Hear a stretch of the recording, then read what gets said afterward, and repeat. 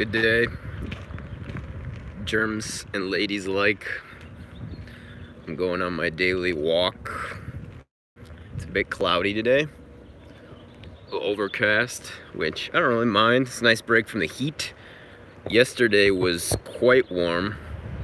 I got a bit of color, as you can see, and just want to talk today about depression and my experiences with depression, with the hope that it'll help someone else and get more people to open up about it. Because I know for some people than others to talk, noticed suspected disorder or depression, and this is common in states where energy dips in the winter and they can get depressed. So that was when I was 15, my sophomore year of high school, and it was only a slight dip, but it was definitely a depressive episode for sure. And then my junior year was when it got the worst, and thankfully, okay. Thankfully, it's like a routine. I get barked at dogs every time I do a walk and talk or a dealing with.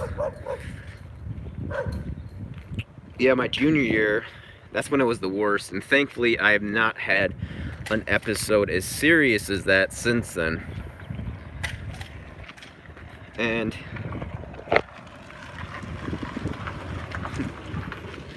I was suicidal during that time. And I don't know if I was serious or not, or if it was just joking, but I had an idea to hang myself. But I don't think I was completely serious about it. I went to therapy, and that helped. And that helped. But I got through it, and it's something that I have dealt with since then, but it's never been as bad as that time. And it affected me throughout college as well. And I was staunchly philosophically against medication, any sort of medication, during that period. But when I moved to Japan, it had gotten out of control. And for me, a lot of times, sadness will manifest as anger before it's released. So I was just way too angry, and I started to take medicine, antidepressant called Lexapro. And I'm not ashamed to admit this. I've had people try to make fun of me. Oh, I'm sorry about that, Liam. And I did see girls' other comment about food, and we're going to talk about that as well, neurons in the gut.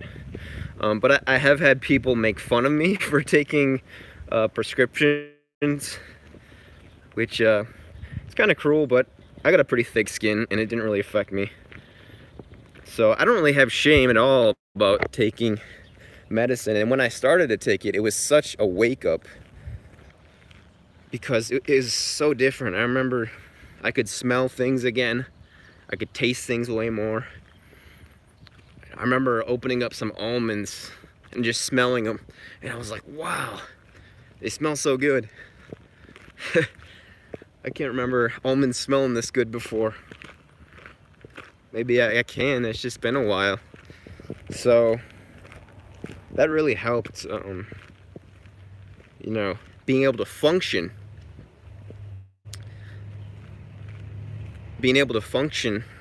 Just in your daily life.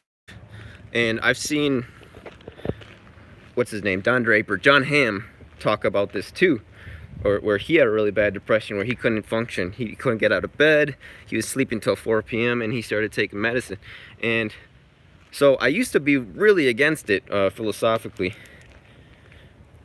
But after taking the medicine, you know, I'm not, because, you know, some people are born with neurotransmitter imbalances in their brain, chemical imbalances in their brain. And there's nothing wrong with that. Some people are born with schizophrenia. There's nothing wrong with that. And they need to take medicine for that. Yeah, and it's important to help people before they get to suicide. And I was suicidal. I don't know if I was ever serious about it, as I said, but I was very, very suicidal. And some stuff happened, I said, and things got better. But I didn't take medicine until almost 8 years later, when it got really, really out of hand. And I still take medicine.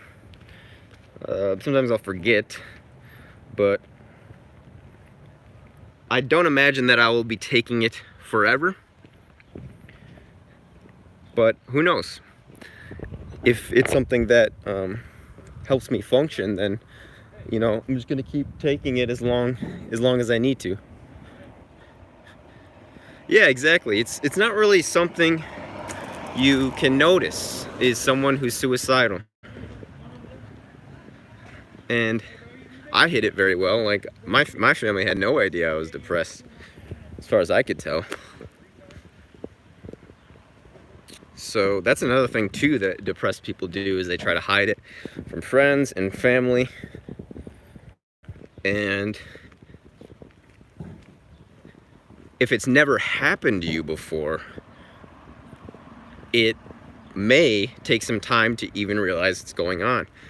The last time that I had an episode, basically before I started taking medicine, I didn't realize I was having an episode until I started reading.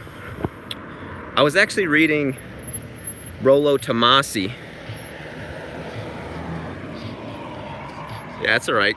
Yeah, you know, if you need to take prescriptions like Quadrex or myself, no shame in that.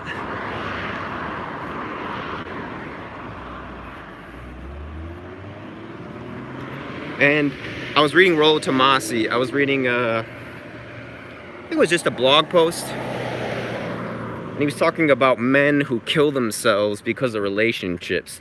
Now, I wasn't in a relationship at the time, so that didn't apply to me.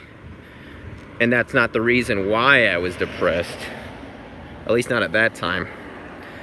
But I have had, you know, relationships with women, and how I dealt with them when I was younger. I didn't know what I was doing, and that definitely contributed to my depression when I was a teenager, but not really now. It's something that runs in my family on both sides. And oh shoot, my battery might die, guys. Hold on. I'm good. So it runs in my family. It's genetic on both sides. And I was reading that post and I realized, oh shoot, I am depressed again. You know, because I don't know why. Maybe I just had to read it before my brain could register, before I became self-aware that I was indeed having another depressive episode. And it took until I just couldn't handle it anymore. And again, the depression would manifest as anger. And now, exactly with this pandemic, we're seeing, you know, mental health issues just skyrocket. So I would say to people, you know, don't be ashamed if you have to take pills, prescription drugs.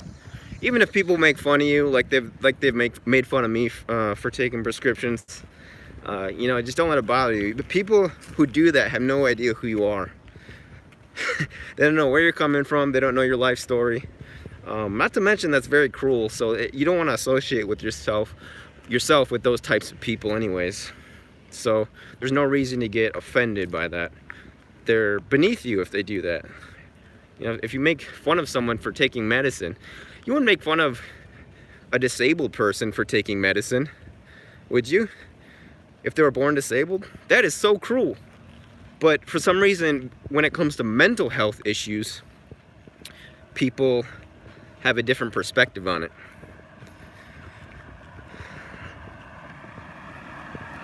So that's basically what I wanted to share.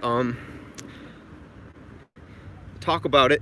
Talk about your depression, your sadness if you need to. And I would say talk about it with a third party, a neutral third party, a therapist. Or if you can't afford a therapist, maybe try to find a stranger that would be okay to listen to you. And that's one thing I noticed. When I was traveling Europe and met people, they would tell me the most intimate things about their lives. Like their girlfriends or their family. And I'm like, why are you telling me this? And I think it's because they know I'll never see them again. It's quite amazing. People you never met can tell you more intimate things than people you've known your whole life. So find a third party, whether it's a therapist or just a stranger while you're traveling. Don't be ashamed to take medicine, and take medicine if you need to. All right, guys, my phone's about to die. That's my message. Stay safe, stay frosty. Cheers. Until next time.